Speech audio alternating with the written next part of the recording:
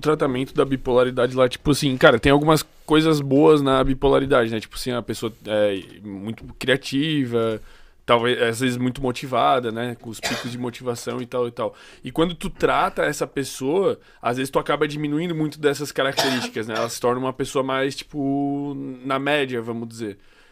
E existe algum tratamento, tipo, tu que manja muito da bipolaridade, tipo, que consegue não diminuir totalmente esses aspectos positivos da bipolaridade?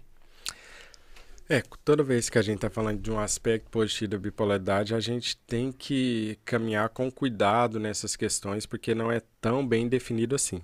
Como assim? Há muito tempo se pensa que existe uma relação entre criatividade e bipolaridade. Isso não quer dizer que bipolar vai ser criativo, não quer dizer. O que quer dizer é que se você pega o grupo de bipolar, um grupo de bipolares e um grupo de não bipolares, você encontra mais pessoas criativas dentro do grupo bipolar do que no outro grupo que não é. Isso vem muito da observação meio que empírica, né, que as pessoas fazem de que muitos artistas são bipolares, né, tanto no passado quanto no presente, né. Você tem Van Gogh, muito provavelmente foi bipolar, né, que é aquele pintor, apesar de algumas pessoas falarem que era um tipo de epilepsia temporal, né, mas existe a possibilidade que ele era bipolar, né? Você tem Ernest Hemingway, também era, né? Hoje em dia tem muitos artistas como Demi Lovato, Kanye West, quem mais? Rita Lee, Mel Gibson, muitos outros atores também, né? Quem mais?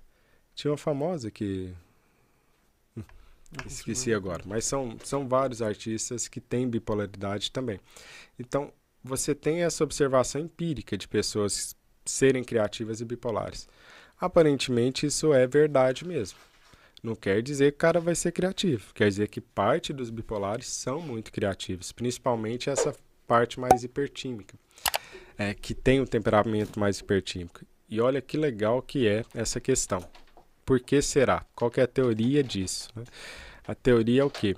Criatividade, basicamente, definindo ela é o quê? Eu pego uma ideia, pego a outra ideia que não tem nada a ver, junto as duas e crio algo novo. Então, eu estou associando ideias diferentes, né? Então, a teoria seria o quê? Que existe um gene que está regendo essa associação de ideias diferentes. Isso é algo legal, muito bom. Mas se ele está ativado demais, eu começo a ter pensamentos acelerados. Mas aí eu posso vir para a criatividade. Agora eu estou associando ideias diferentes mais do que as outras pessoas. Só que se eu ativo ainda mais esse gênero, o que é que começa a acontecer? Eu começo a ter fuga de ideias. Minhas ideias começam a ficar embaralhadas. Eu começo a pensar em uma ideia, já pula para outra, não consigo terminar nada. Olha como já virou sintomas. Então, basicamente, eu costumo dizer e chamar isso de teoria do pão de queijo, né? Que é a temperatura que importa. O mesmo pão de queijo, com os mesmos ingredientes, vai ser maravilhoso se ele estiver na temperatura morna.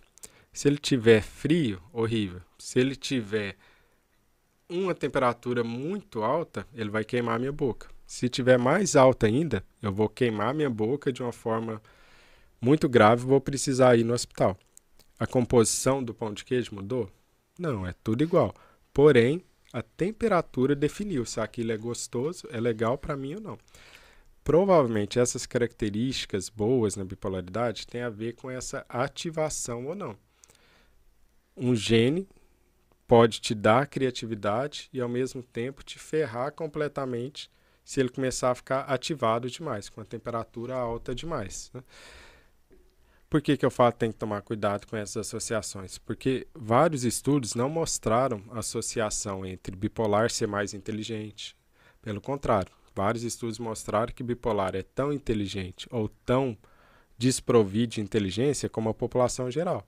Você vai encontrar pessoas bipolares geniais e pessoas bipolares com muita limitação cognitiva. Então, vai encontrar de tudo, igual na população geral, né? Mas o tratamento, ele interfere, tipo, nessa questão da criatividade, tipo assim, os famosos que tu falou aí, vamos supor, sei lá, o Kanye West. né? Vamos supor que ele tem uma criatividade a mais por causa da bipolaridade. Ele fazendo o tratamento, muito possivelmente ele faz, né? Por ter recurso financeiro e tal, interfere nessa questão da criatividade dele em detrimento da bipolaridade ali, em função da... Não interfere, Não né? interfere. Se você não pesar a mão, por assim dizer, nos medicamentos, isso não vai interferir. Qualquer pessoa vai ter seu cognitivo afetado se tomar medicamentos em doses altas demais, né? Vira um zumbizão. Exatamente. Qualquer pessoa, dependendo do peso que você vai colocar nas doses dos medicamentos e quais medicamentos você vai colocar.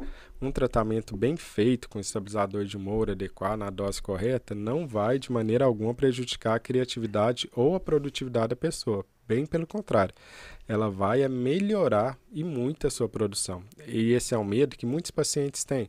Será que se eu... Porque muitos bipolares são extremamente produtivos, altamente produtivos, né? E tem muito sucesso na carreira, muito sucesso no trabalho, né? No meu consultório, eu atendo muitas e muitas pessoas com esse perfil. Pessoas que fizeram muitas faculdades, pessoas que trabalham em empresas ou têm muitas empresas, né? Que já estão acostumados com alta produtividade. E um medo comum é esse. Será que eu não vou perder essa coisa boa? Na verdade, não. Por quê? Porque volto naquele ponto. A constância de produtividade vale muito mais no final de vários anos do que esses picos de alta produtividade. Aí eu caio na depressão, fico uma semana. Aí uma semana eu produzo maravilhosamente, uma semana eu fico de cama, né? Então, no final das contas, o seu resultado de produtividade e resultado positivo é muito maior, que você está eliminando o excesso. O sintoma é basicamente isso, é excesso de alguma coisa. Excesso de alguma coisa. Porém, diferença entre remédio e veneno é só a dose, né? Se for com a dose errada, aí realmente vai ficar difícil. Com a dose correta, não. E quanto tempo leva esse ajuste, assim, vamos supor, tipo, uma pessoa que tá assistindo o programa aí, descobre que seja bipolar hoje ou alguma coisa, e ela busca um tratamento, assim, quanto tempo leva normalmente pra ela se regularizar, encontrar a dosagem correta de medicamento e... Vai depender de cada caso, né? Primeira coisa que vai depender bastante, o quanto das questões não remédio essa pessoa está fazendo. Então, se eu pegar alguém que já está com sono legal, que está dormindo bem, que está com atividade física, o remédio é só a peça final que faltava nesse quebra-cabeça. Então, vai ser muito rápido. Em torno de um mês, a pessoa já está muito melhor. Agora, se o quebra-cabeça está todo espalhado, a pessoa dorme mal, está sedentária, está bebendo todo dia, é claro que eu não vou conseguir resultado em um mês agora com remédio. Remédio não vai fazer esse milagre, né? Então, vou ter que ajustar todas as outras questões. E é a ênfase que eu coloco sempre, né, no método que eu criei para bipolaridade, que é primeiro as outras questões. Todas as outras questões que a gente precisa. Depois, o topo da pirâmide é o remédio. Aí a gente vai colocar remédio, né? Só que às vezes a pessoa está mal e ela não vai conseguir fazer as outras questões. Então é um passo de cada vez, um passo pequeno de cada vez. E aí a gente coloca o remédio para ajudar ela a sair daquilo. Então cada caso vai ser um caso. Entre 1 a 3 meses, em geral, consegue estabilizar. Algumas pessoas vão demorar 4 meses, outras talvez 1 ano. Por quê? Depende do quebra-cabeça, da condição do quebra-cabeça, depende da metabolização da pessoa, depende do tipo de remédio e quão rápido ela recebeu. E isso é importante, né? O tempo entre início do diagnóstico e começar o tratamento importa muito. Por isso que a informação, e é por isso que eu me esforço tanto para sempre estar dando tanta informação sobre a bipolaridade. O tempo entre início dos sintomas, início do diagnóstico e tratamento correto, importa demais. Se eu pego uma pessoa com 20, 30 anos, o cérebro dela já modificou. Porque a gente sabe que na bipolaridade você tem alterações do cérebro que ocorrem depois de décadas sem o tratamento adequado. Se fizer o tratamento adequado, não ocorre.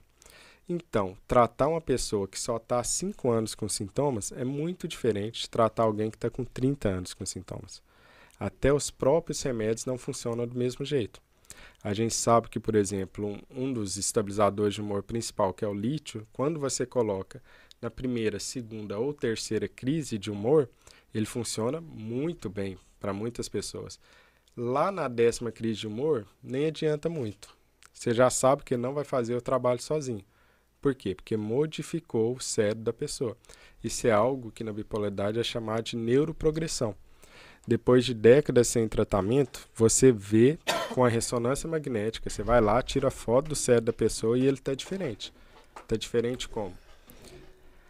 Os ventrículos laterais estão aumentados, que é uma parte do cérebro, que é o ventrículo lateral. A amígdala, que é outra parte do cérebro, não é da garganta, é do cérebro, está aumentado também, né?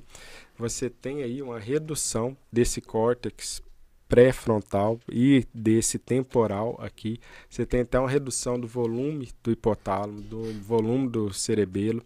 Então, até a própria estrutura cerebral modifica. Se eu deixo a doença agir por tempo demais e por décadas demais sem o tratamento. Mas não desespera, né? Para o pessoal que está ouvindo e achando, isso acontece sempre. Não. Isso acontece para algumas pessoas que são bipolares e não tratam adequadamente ao longo de décadas. E é um processo